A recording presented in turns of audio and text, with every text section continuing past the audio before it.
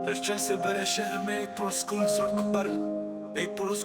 पर एक दिलकश छोटी किताबों की दुकान थी जिसे वक्त के सफात कहा जाता था।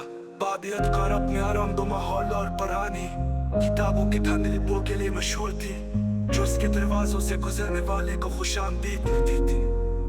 बारिश की एक दोपहर लैला नाम की एक नौजवान औरत बारिश से बचने के लिए किताबों की दुकान में दाखिल हुई।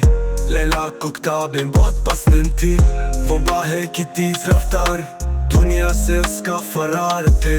वो तंग गलियारों में घूमती रही, इसकी उंगलियां किताबों की रीढ़ की हड्डी को बर्श करती रही, यहाँ तक के वो खुद को शायरी के हस्से में पाती।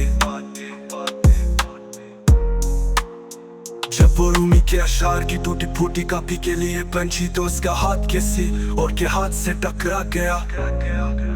चौंक कर उसने ऊपर देखा और खुद को एक आदमी की गहरी नीली आंखों में घोते हुए पाए। वो गर्म जोशी से मुस्कुराया और लैला को अपने सीने में एक अजीब सी धड़क महसूस हुई। उसके लिए माजरत उसने कहा, उसकी आवाज नरम और मेहरबान थी। मुझे लगता है कि हम किताबों में एक ही जायका रखते। लैला एक गैर मुतवक्का ताल्लुक महसूस करते हुए वापस मुस्कुरा दी।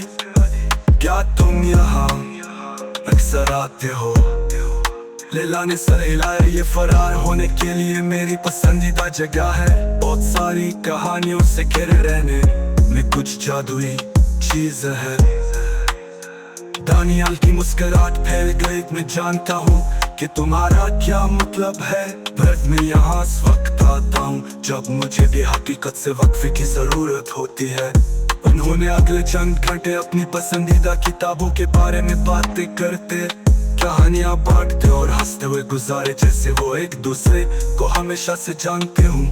बार बार जारी थी लेकिन उन दोनों में से किसी को भी नजर नहीं आ रही थी। बाहर की दुनिया खत्म हो चुकी थी और जो कुछ मौजूद था वो किताबों की छोटी दुकान और एक दूसरे की सोबत में मिलने वाली गर्मजोशी थी गहरी नीली आंखों में घूरते हुए।